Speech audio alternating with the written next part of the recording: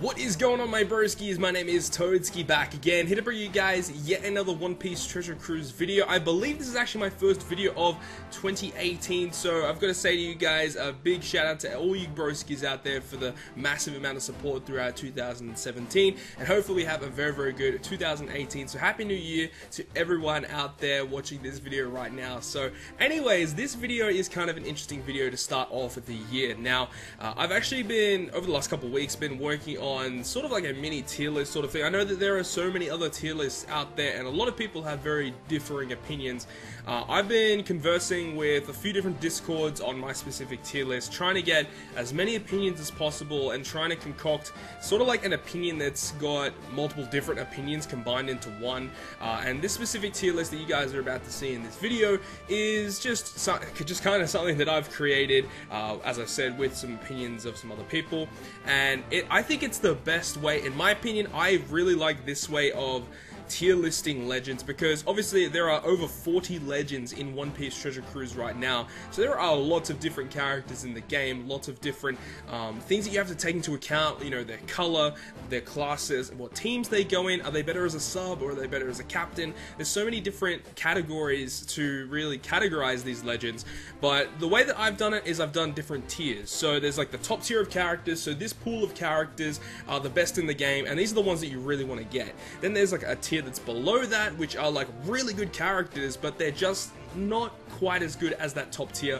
And then I've just got another tier as well, which is notable legends. So they're legends that aren't really that strong, but are very useful to have in your account. So anyways, let's get straight into it. Enough talking. So the first tier, as I said, is going to be like, it's going to be the top tier, and then it's the like the middle class tier, and then it's the notable tier. I'm going to go through the notables first, and then I'm going to work my way up to the top tier of legends. A lot of people watching this video probably already know what legends are in what tier, because I've, you know, shown this to quite a few people, but let's get straight into it. So, notable legends. So, it says characters that don't attain as much power, but have high usefulness. So, I've got Shirahoshi, Blackbeard, and Buggy here. You could probably put a point to put Golden Pound Usopp, not Golden Pound Usopp, the God Usopp legend character.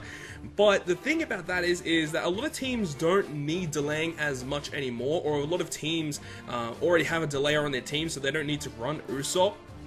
Usopp's a very good legend to have, but he's not as required as some of the other legends are nowadays. When he first came out, he was really good. He's basically a better Golden Pound Usopp, but as I said, you know, you don't really need that delay anymore, so he's kind of lost his value a little bit.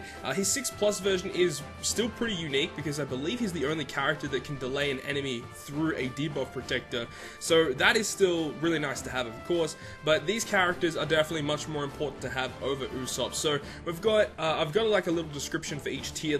Now this one's just basically saying Blackbeard pierces through barriers, so that's always going to be a pretty relevant thing to have.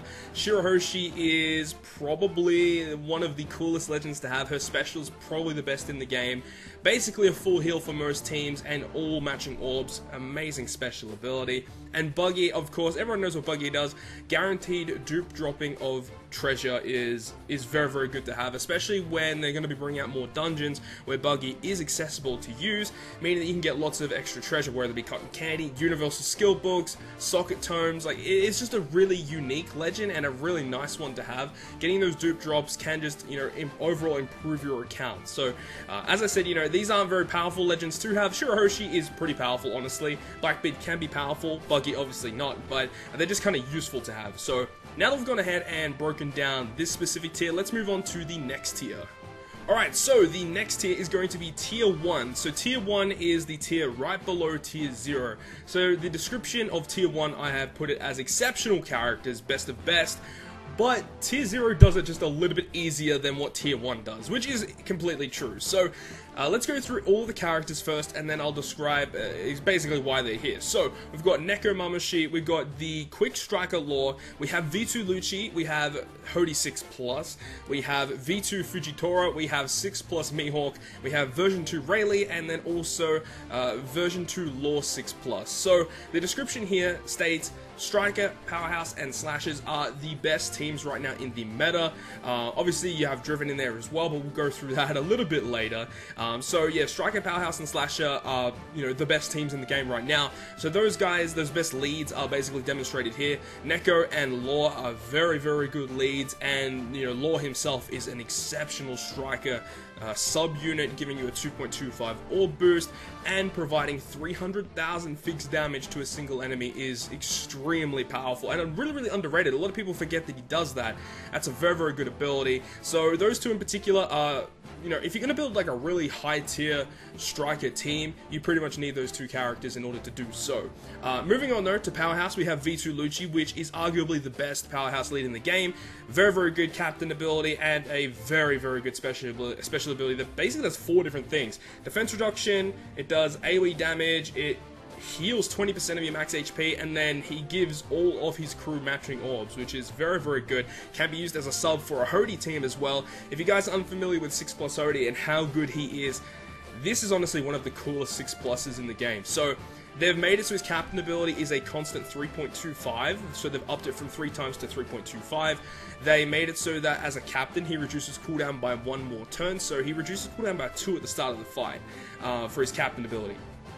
Now, if you have double Hody, that's automatically 4 turns, and then with cooldown sockets, that's 6 turns, and then if you have the Blackbeard ship active, which in a lot of Powerhouse teams you actually can do it, because Hody being a shooter, V2 Lucci being a shooter, you actually can make a really good Blackbeard ship team for Powerhouse, and that also lowers your cooldown by 1. So automatically, you're lowering your cooldown by 7 using a double Hody team, and then that will enable you to use his stage 1 special when you enter the fight. So that's 9 turns of cooldown reduction as soon as you enter the first room of any dungeon. Like, that's exceptional. Very, very good unit, and constant 3.25, meaning that you're constantly dealing so much damage to the enemy, and as I said, you can run V2 Lucci on a Hody team, meaning getting matching orbs is pretty easy.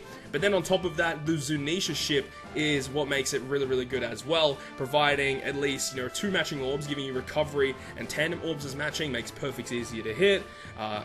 Like, the Zunisha ship just helps out Powerhouse teams so much with these 2 guys as captains. So that's why those guys are here. Very, very good. Powerhouse have so much utility and support right now, so they are extremely powerful. Then you go for Slashers, you have V2 Fujitora. I'm not a massive fan of V2 Fujitora, but you can't deny how good he is. That 3.25 constant, and then if you really want to, you can go all the way up to 4.2, I believe, 4.2 times. Very, very good. And his special does lots of damage. It delays as well, which I only just found out a couple of days ago, and it also provides matching orbs if he's the captain. So he's really good. Then you have Mihawk as well. I believe 6+ Mihawk deserves this spot in particular. His special ability is unique. He's the only character in the game that does what he does in particular. In a way, you could say Doflamingo does a similar sort of thing. But for the most part, Mihawk does pretty much something that's completely unique, and his captain ability is really good. A 3.5 constant. Obviously, you need to hit perfects for that, but still, really, really strong 3.5. Really unique sailor ability, special ability as well. And then we've got these 2 cerebral characters. Now, the reason why these 2 guys are here in particular is just because they are so much different from the previous cerebral type units. Obviously, we know that cerebral teams rely on being at low health, but Law is kind of flipped that on its head. You don't need to be at low HP to get a massive attack boost from this Law. We've already seen people on Twitter from the Japanese One Piece Treasure Cruise community who have cleared all training forests with this Law as captain, and similar to the Powerhouse squads, they can actually go ahead and utilize the Zunisha ship, which do provide, recovery in tandem as matching. But the great thing about that is, with cerebral teams, you can use Rare Recruit Sicilian and the Zunisha ship, and that will guarantee you a full board of matching orbs without having to do too much, utility and combos with like multiple different units in order to get matching orbs. Just bring the Zunisha ship, and then you bring Rare Recruit Sicilian, and that gives you a full board of matching orbs. So it's a very, very good combo that cerebral teams have. Rayleigh does require to be at low HP as a captain, but it's the fact that this guy is an amazing sub and a great captain that makes him so high up on this tier list. His special ability is insane. I'm actually going to pull it up right now because he has one of the most craziest special abilities in the game. So, maxes at 14 turns. Does that go down anymore with Limit Break? It doesn't. That would have been crazy if it did.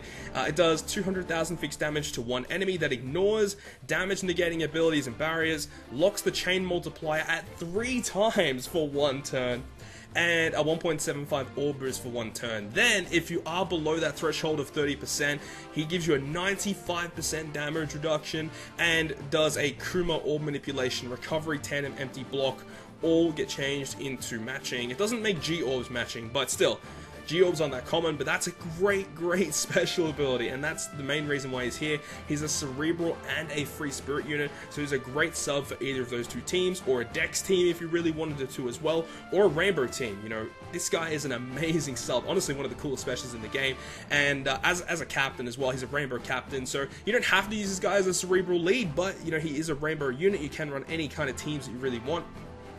With Rayleigh, which is what makes him so good. So, in my personal opinion, this is why these characters are all here. I know the main thing that a lot of people are kind of going to disagree with is the fact that Mihawk shouldn't be here, and I can kind of understand on both sides of the argument why he should be here and why he shouldn't be here.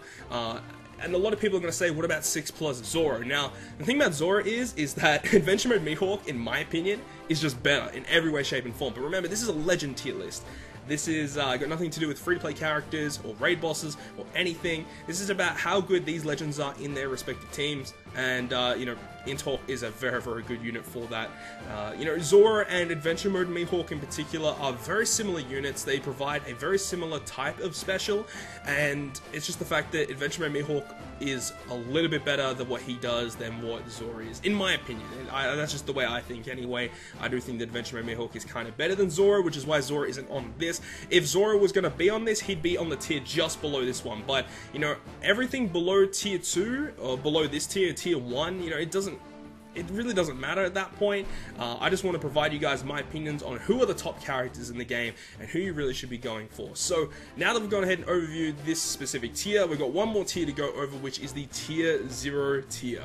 Okay, so here we go with the highest tier in the game, tier 0. Now, this pool of legends are, yeah, they are the best of the best at what they do. We have Lucy, Vinsmoke Judge, and Don Quixote Doflamingo version 2. So, what to say about these characters? Doflamingo, being the newest legend on One Piece Treasure Cruise Japan, he has hit the community by storm with how powerful this guy is as a captain. If you guys are unfamiliar with what he does, he is basically all the time 3.25, and if you have a matching orb, he becomes a 3.9 times attack captain for driven teams.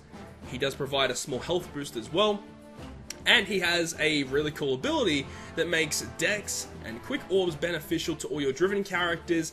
However, it does decrease the chances of Strength Orbs appearing. But the big thing about this guy as a captain is you have to have exactly 6 driven characters on your crew. So every single character has to be driven, which can be kind of a downfall in some instances, but you know, it still is a very good captain ability. Like, that's one of the best in the game. And his special ability is pretty much the reason why he's here. If he didn't have this, you know, special ability, he wouldn't be as good as what he is. Obviously, that captain ability is still retardedly good, but his special ability, it's based on overkill damage. So, depending on how much damage you dealt to the enemy that was more than their actual health. So, if you deal 1,000,000 damage to a unit that has 500,000 health, that's 500,000 overkill. And when you activate the special, it does 2 times the amount of overkill damage you dealt in the previous turn. Shattered Fortress on Twitter has already uploaded a picture where he did 60 million damage with a Doflamingo special. Like, it's absolutely bonkers how crazy this guy is as a captain. It's not even just him himself.